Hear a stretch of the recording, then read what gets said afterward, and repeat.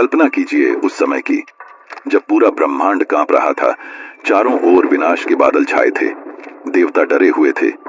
यह वह समय था जब भगवान शिव ने माता पार्वती के जले हुए शरीर को अपने हाथों में उठाया। शिव जी की आंखें अग्नि की ज्वाला जैसी थीं और उनका उग्र नृत्य पूरे संसार को नष्ट कर रहा था। देवता डरे हुए थे, उन्हें समझ नहीं आ रहा था कि क्या किया जाए। सभी देवता भगवान विष्णु के शरण में गए।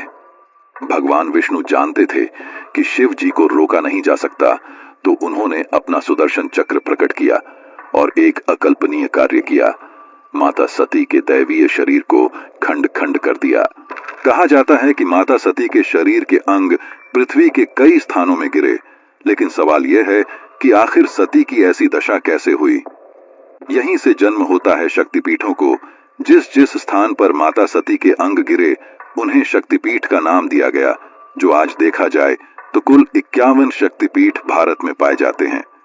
काली घाट मंदिर भी इस कहानी से जुड़ा है और 51 शक्तिपीठों में से सबसे शक्तिशाली और प्रसिद्ध शक्तिपीठ माना जाता है। कुछ कथाओं का कहना है कि माता सती के दाहिने पैर की उंगलियां यहां गिरी थीं, लेकिन कुछ प्राचीन ग्रंथों का कहना है कि यहां माता सती का मुख प्रकट हुआ था। क्या है आखिर सत्य? क्यों इस मंदिर में काली माता की प्रतिमा इतनी अलग है? अन्य शक्तिपीठों की मूर्तियां युद्ध स्वरूप दिखती हैं, लेकिन काली घाट में त्रिनेत्र, लंबी जीभ वाली सोने से सजी मूर्ति स्थापित है। क्या इस मूर्ति को बनाया गया या यह मूर्ति अपने आप प्रकट हुई? कहा जाता है कि जैसे जगन्नाथ में श्री कृष्ण का हृदय अभी भी जीवित है, जिसे ब्रह्म पदार्थ कहा जाता है और हर 12 सालों में उसे बदला जाता है, उसी प्रकार काली घाट मंदिर में माता सती के दाहिने पैर की उंगलियां मंदिर के गर्भगृह में रखी गई हैं। हर वर्ष एक दिन उसे पुजारी अपनी आंखों में पट्टी बांधकर बाहर निकालते हैं। स्नान यात्रा, यह एक ऐसी परंपरा है जिसे आषाढ़ पूर्णिमा के दिन निभाया जाता है। लेकिन क्या होता है आखिर इस दिन? क्यों सामान्य लोग उन उंगलियों को नहीं देख सकते? दिवाली में काली पूजा उग्र रूप में होती है, लेकिन क्यों काली घाट में मां लक्ष्मी के सौम्य रूप की पूजा की जाती है? लोक कथाएं कहती हैं कि काली घाट मंदिर के नीचे गुप्त सुरंगें छिपी हैं, जो दक्षिणेश्वर तक जाती हैं। लेकिन क्या यह सत्य है? क्या आज तक किसी ने उन सुरंगों को देखा है? काली घाट मंदिर हमेशा से तांत्रिक साधनाओं के लिए जाना गया है, तो क्या सच में यहाँ तांत्रिक विद्या होती है? क्या यहाँ पर नर की बलि चढ़ाई जाती है? सवाल यह है कि रात की आरती में मां काली पर वैष्णव तिलक क्यों लगाया जाता है? तो आज कुछ इन्हीं सवालों के जवाब मैं आपको देने वाला हूं। इस पवित्र यात्रा को शुरू करने से पहले वीडियो को लाइक करें और कमेंट में जय मां काली जरूर लिखें। कालीघाट के मंदिर के रहस्यों को जानने के लिए हमें समय में पीछे जाना होगा। पौराणिक ग्रंथों के अनुसार समय था सतयुग का, जब पूरे ब्रह्मांड का संतुलन शिव जी के क्रोध से असंतुलित हो गया था। जब दक्ष प्रजापति ने अपने यज्ञ में भगवान शिव का अपमान किया और सती यह सह न पाई, जिससे उन्होंने अग्नि में कूदकर अपने प्राण दे दिए। जब शिव जी ने यह देखा कि उनके सामने उनकी प्रिया सती का जला हुआ मृत शरीर रखा है, तब उनके अंदर पीड़ा के साथ एक ऐसे क्रोध ने जन्म लिया जो पूरी सृष्टि को विनाश कर रहा था। भगवान शिव ने सती के शरीर को अपने कंधे पर रखकर भयानक तांडव नृत्य करने लगे। उनके हर एक कदम से पूरा ब्रह्मांड कांप जाता। देवता भयभीत थे और वे सभी भगवान विष्णु के पास गए। विष्णु को पता था कि शिव जी के क्रोध को शांत करना असंभव है और अगर कुछ न किया गया तो पूरा ब्रह्मांड नष्ट हो जाएगा। विष्णु जी ने अपने सुदर्शन चक्र से माता सती के शरीर को 51 भागों में खंड खंड कर दिया। ये सभी अंग पृथ्वी पर आकर गिरे, जिन्हें आज हम शक्तिपीठों के नाम से जानते हैं। कालीघाट इन्हीं शक्तिपीठों में से एक है, जहां माता सती के दाहिने पैर की उंगलियां गिरी थीं। ये उंगलियां आज भी गर्भगृह में रखी हैं और किसी भी भक्त को इसके दर्शन करने की अनुमति नहीं है। अब जानते हैं कि किसने कालीघाट मंदिर की नींव रखी। समय बीता। यह लोक कथा कई सालों पुरानी है, जब ना ही मंदिर हुआ करते थे और ना ही कोई बस्ती। चुरंगा नामक एक साधु गंगा नदी के किनारे तपस्या करने आया। वे ध्यान में मग्न थे। अचानक उन्हें गंगा नदी से एक चमकती हुई रोशनी दिखने को मिली।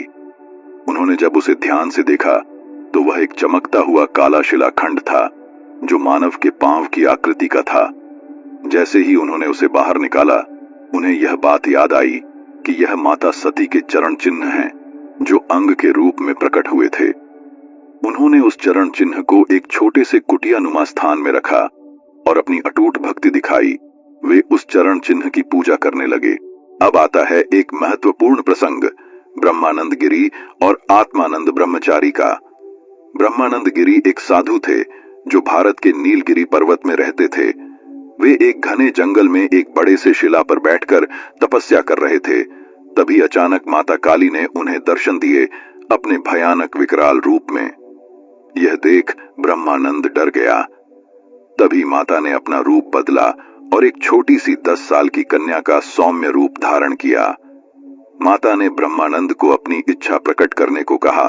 ब्रह्मानंद ने कहा कि माते, जब जब मैं ध्यान करूं, आप मुझे इसी रूप में दर्शन देना और जिस शिला में मैंने तपस्या की है उसमें आप विराजमान रहना और कभी छोड़कर मत जाना। अब इस कथा की दूसरी कड़ी आत्माराम से जुड़ी है। वे कलिघाट भटकते भटकते पहुंचे। आत्माराम अपने तप के लिए एक स्थान खोज रहे थे। तभी उन्हें एक ऐसा स्थान मिला जहां स्वयं ब्रह्मा तप करते थे। इस स्थान का नाम ब्रह्मवेदी था। आत्माराम यहीं बैठकर साधना करने लगे। वे वर्षों तक साधना में लीन रहे। एक दिन माता काली ने उन्हें दर्शन दिया और कहा, आत्माराम, मेरी शक्ति नीलगिरी पर्वत की शिला में बंधी है। जाओ, उसे यहां लाओ और इसी ब्रह्मवेदी पर स्थापित करो। और ध्यान रखना, मेरे दाहिने चरण की 4 उंगलियां इस भूमि के जल में छिपी हैं। उन्हें बाहर निकालकर मेरी मूर्ति के नीचे रखो, तभी यह स्थान जीवित शक्तिपीठ बनेगा। माता ने नकुलेश्वर भैरव को भी स्थापित करने को कहा, क्योंकि तभी यह स्थान एक शक्तिपीठ बन सकता है। आत्माराम तुरंत नीलगिरी पहुंचे और ब्रह्मानंद से मिले। उन्हें पूरी बात बताई। जब ब्रह्मानंद ने अपनी दिव्य दृष्टि से देखा तो उन्हें सब सत्य लगा। दोनों ही एक बड़ी सी शिला में बात कर रहे थे। तभी एक घटना घटी। तीव्र तूफान आया। चारों ओर बिजली कड़क रही थी। उस तूफान ने उस बड़े से शिला को अपने साथ उड़ाया और सीधे कलिघाट में आकर ब्रह्मवेदी के ऊपर स्थापित किया। जैसे ही शिला ब्रह्मवेदी पर रखी गई, मां काली का दिव्य मुखमंडल प्रकट हुआ, जिससे पूरी भूमि में प्रकाश फैल गया। चारों ओर रौनक छा गई, मानो माता इस धरती पर अवतरित हो गईं। यही वह दिव्य क्षण था जिसने कलिघाट को जागृत शक्तिपीठ बना दिया। यह वही प्रतिमा है जो कलिघाट के गर्भगृह में स्थापित है। इस मूर्ति का स्वरूप अलग था। सामान्य रूप से मां काली के अवतार में 4 हाथ होते हैं, जिसमें वे तलवार, कटा हुआ सिर और अभय मुद्रा में होती हैं। यह प्रतिमा काले रंग की थी। विशाल 3 नेत्र जो समय के पार देख सकते थे। लंबी लाल जीभ निकली हुई जो सोने से बनी थी। यह प्रतिमा अद्भुत थी, क्योंकि इसे किसी मूर्तिकार ने नहीं, बल्कि यह स्वयंभू मूर्ति थी, यानी अपने आप प्रकट हुई मूर्ति। कलिघाट से जुड़ा एक और रहस्य है जो माता के चरणों से जुड़ा है। मंदिर में मूर्ति के नीचे माता सती के दाहिने पैर की उंगलियां रखी गई हैं, जिनके दर्शन करने की अनुमति किसी भी भक्त को नहीं है। ऐसा इसलिए क्योंकि मान्यता है कि उनकी उंगलियां उस स्थान पर संरक्षित हैं। लेकिन इससे भी चौंकाने वाली बात यह है कि हर साल आषाढ़ पूर्णिमा के दिन स्नान यात्रा नाम की एक खास रस्म की जाती है, जिसमें माता सती के दैवीय अंगों को निकालकर पवित्र जलकुंड में स्नान कराया जाता है। लेकिन यह कार्य गुप्त तरीके से किया जाता है और केवल कुछ गिने चुने पंडित ही यह करते हैं। मंदिर के सारे कपाट बंद कर दिए जाते हैं और पंडित अपनी आंखों में पट्टी बांधकर यह कार्य करते हैं। इतना ही नहीं, कलिघाट मंदिर की प्रतिमा को अद्वितीय बनाने वाला उसका श्रृंगार भी है। देवी की आंखें और जीभ सोने से निर्मित हैं। उनकी प्रतिमा पर लाल सिंदूर, चांदी और स्वर्ण आभूषण चढ़ाए जाते हैं। उनके गले में लाल पुष्पों की माला सजती है। इस प्रतिमा की झलक मात्र से ही भक्तों के भीतर एक अनोखी शक्ति का संचार हो जाता है। अब हमने यह तो जान लिया कि माता काली का भव्य मूर्ति कैसे प्रकट हुई, लेकिन अब उन पन्नों की ओर चलते हैं कि कैसे यह साधारण सा स्थान एक बहुत बड़ा शक्तिपीठ बना और कैसे कालीघाट मंदिर ने जन्म दिया एक शहर को जिसे आज हम कोलकाता के नाम से जानते हैं। कालीघाट का उल्लेख कई प्राचीन ग्रंथों में किया गया है। 15वीं 16वीं शताब्दी में यह स्थान गंगा किनारे स्थित था और इसे एक छोटे से तीर्थ स्थल माना जाता था। उस समय यह एक छोटी सी कुटिया में रखी गई थी। यहाँ भक्त आते और माता काली के दर्शन करते। 16वीं शताब्दी में जब बंगाल में शाक्त भक्ति का प्रभाव बढ़ा, तब कालीघाट मंदिर श्रद्धालुओं के लिए एक प्रमुख स्थान बन गया। धीरे धीरे लोग दूर दूर से यहाँ माता के दर्शन करने आने लगे। कलकत्ता, जिसे आज आप कोलकाता के नाम से जानते हो, कोलकाता का विकास और कालीघाट की प्रसिद्धि आपस में गहरे जुड़े हैं। 1757 में प्लासी के युद्ध में नवाब सिराजुद्दौला हार गए और मीर जाफर के सहयोग से ईस्ट इंडिया कंपनी ने बंगाल पर कब्जा जमा लिया। 1758 में कंपनी ने दिही 95 ग्राम यानी 55 गांवों का समूह अपने कब्जे में लिया, जिसमें गोविंदपुर, सुतानुत्ती और कलकाता जैसे गांव शामिल थे। यही गांव बाद में मिलकर आधुनिक कलकत्ता बने।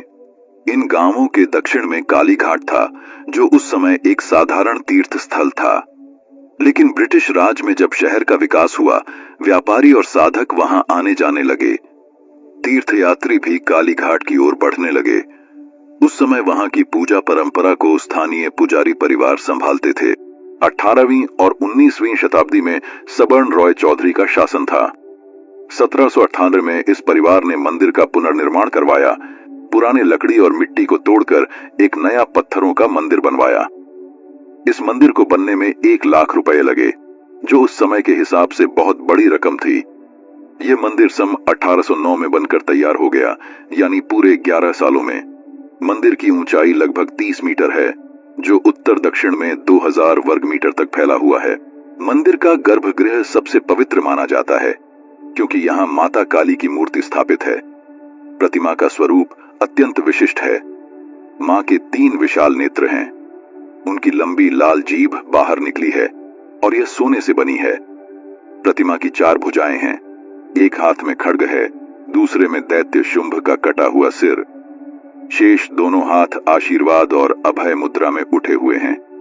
मूर्ति की आंखें और जीभ सोने से बनी हैं और श्रृंगार में स्वर्ण आभूषण तथा लाल फूलों की माला चढ़ाई जाती है। कालीघाट मंदिर की अनोखी पूजा परंपरा भी इसे खास बनाती है, जहां तांत्रिक और वैदिक रीति रिवाज का सुंदर मिश्रण देखने को मिलता है। हर सुबह ब्रह्म मुहूर्त में मंगल आरती होती है, फिर मां को संदेश भोग चढ़ाया जाता है और इसके बाद भक्तों के लिए दर्शन के द्वार खुलते हैं।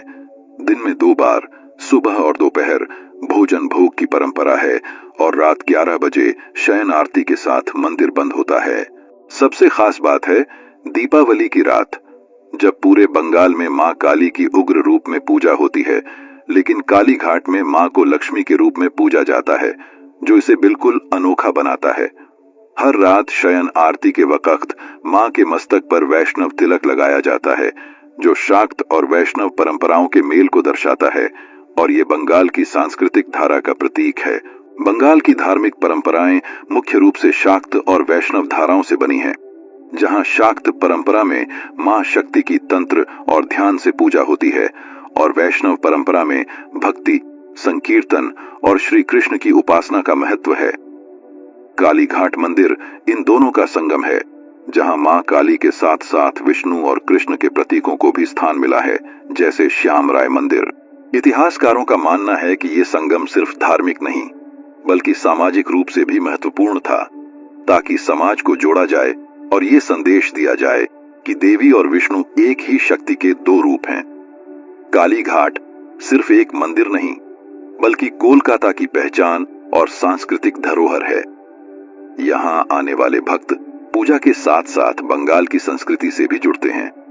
यहीं से कालीघाट पेंटिंग्स जैसी कला की शुरुआत हुई, जिसने बंगाल की चित्रकला को नया रूप दिया।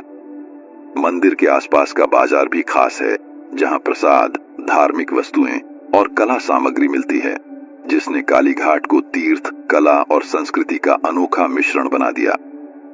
कालीघाट मंदिर को खास बनाने का सबसे बड़ा रहस्य है मां, सती के दाहिने पैर की 4 उंगलियां जो मान्यता के अनुसार यहीं गिरी थीं और आज भी गर्भगृह की वेदी के नीचे सुरक्षित हैं। जब मंदिर कपाट बंद रहता है और केवल कुछ वरिष्ठ पुजारी जिनकी आंखों पर पट्टी बंधी होती है उन्हें पवित्र कुंडुपुखुर कुंड में स्नान कराते हैं। आंखों पर पट्टी इसलिए बांधी जाती है क्योंकि कहा जाता है कि इन उंगलियों में ऐसी दिव्य ऊर्जा है जिसे सामान्य आंखें सहन नहीं कर सकती। भक्त मानते हैं कि ये जीवित चेतना है जो ऊर्जा का संचार करती है। इसके अलावा हर रात शयन आरती के वक्त मां काली के माथे पर वैष्णव तिलक लगाया जाता है जो आमतौर पर विष्णु भक्तों से जुड़ा होता है, लेकिन यहाँ ये शाक्त और वैष्णव परंपराओं के मेल का प्रतीक है। ये परंपरा तब शुरू हुई जब भवानी दास चक्रवर्ती के समय पूजा में चढ़ाया सिंदूर चंदन में और श्याम राय मंदिर में चंदन सिंदूर में बदल गया, जिसे संदेश माना गया कि कालिका और कृष्ण एक ही शक्ति के 2 रूप हैं। मंदिर से जुड़ा एक और रहस्य है गुप्त सुरंगों का, जो कथित तौर पर दक्षिणेश्वर मंदिर और आदि गंगा से जोड़ती थीं और तांत्रिक साधना या आपातकालीन निकास के लिए बनाई गई थीं। हालांकि आज इनका कोई पक्का प्रमाण नहीं है, लेकिन खुदाई में मिली संरचनाएं इस किंवदंती को हवा देती हैं। एक और चर्चित रहस्य है बंद तिजोरी का, जिसे 1980 के दशक से नहीं खोला गया क्योंकि इसकी चाबी खो गई है। कोई नहीं जानता कि इसमें आभूषण, तांत्रिक ग्रंथ या कुछ और है। काली घाट तांत्रिक साधना का भी केंद्र रहा है और कहा जाता है कि आधी रात को यहाँ गुप्त अनुष्ठान होते हैं जिनमें मंत्रोच्चारण और डमरू घंटे की आवाजें सुनाई देती हैं। कुछ लोगों ने रहस्यमयी परछाइयां भी देखने का दावा किया है। यहाँ आने वाले भक्त चमत्कारी अनुभव बताते हैं, जैसे प्रार्थना के दौरान सिर पर अदृश्य हाथ का स्पर्श, मूर्ति से निकलती चमक या समस्याओं का अचानक हल होना। रामकृष्ण परमहंस जैसे संतों ने भी यहाँ मां काली की प्रत्यक्ष उपस्थिति महसूस की थी, जो इस स्थान को और भी रहस्यमयी और पवित्र बनाती है। ऐसे ही कई और रहस्य काली घाट मंदिर से जुड़े हैं जिन्हें एक वीडियो में पूरी तरह से बता पाना संभव नहीं है। तो मैं आज की वीडियो यहीं समाप्त करना चाहता हूं, लेकिन अगर आपको ये वीडियो पसंद आई हो तो इसे लाइक कर शेयर जरूर करें, और अगर आपको काली घाट मंदिर का पार्ट 2 चाहिए तो कमेंट करें। अगर आपने इस वीडियो में 4000 लाइक कर दिए तो पार्ट 2 जल्द ही आएगी। मिलते हैं अगले वीडियो में।